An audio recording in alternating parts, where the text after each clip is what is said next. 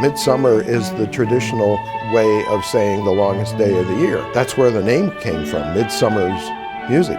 Our concept was that we wanted to have that spirit that the Scandinavians expressed so well. We wanted to have that embodied in what we did. When we first started Midsummer's Music, what we discovered was that we had friends and neighbors in Door County that were interested in what we did as musicians, and in discussions, the concept of a chamber music festival, or at least some performances initially, arose. We have a formal mission statement, but you know what our real mission is? Just to create audiences for wonderful music. There's such a tremendous body of great chamber music literature, and our mission is to get that out before the public and to do it in a way that's really special, that goes back to the roots of chamber music, where you have all the intimacy and the variety of locations, because chamber music is so flexible.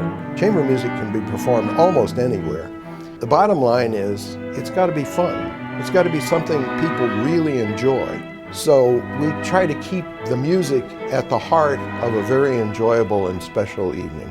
Chamber music literally means room music. It's meant to be performed in homes, in a music room, or even just a living room.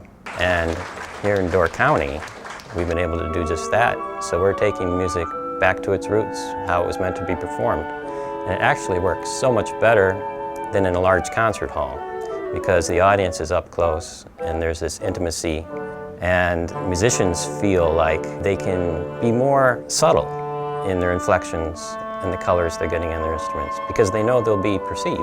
I enjoy the home concerts quite a bit because the audience is so close, sometimes very, very close, but they seem to really grasp what we're doing, and they seem to be very interested.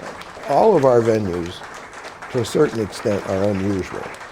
Art galleries, homes, churches, learning retreats like the Clearing in Ellison Bay or Bjorklund and Bailey's Harbor. Appropriately, the venues are determining which types of music we'll be programming in those. Some venues have wonderful pianos, so we try to include spectacular piano work. Some venues are very large with lots of space, so we can be flexible and perform our work with several musicians.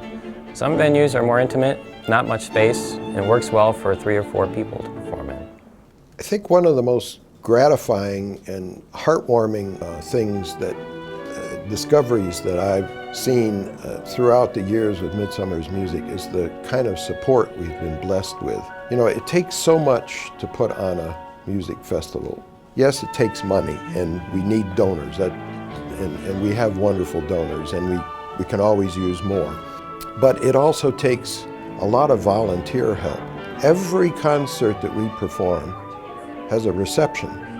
Somebody prepared that reception. A few of them are catered, but most of them are made by our friends and neighbors around the county, sometimes by just one couple or a pair of couples, but it's really wonderful the way people have stepped up and provided receptions and other help, sometimes stuffing envelopes or putting out posters. We have so many ways that people can be involved if they would like to be. It's not like fast food. It's more like a cuisine prepared by a brilliant chef. You have to come to it slowly with an open mind. I've known cases where people had never heard chamber music before, and they hear a concert and something clicks, and they become lifelong devotees.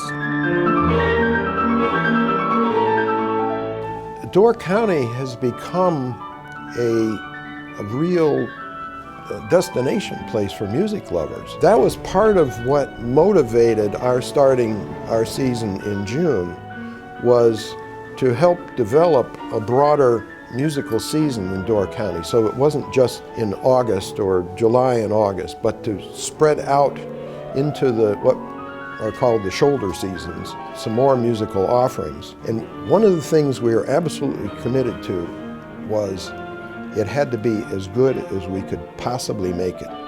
So we scoured the country for some of the top players.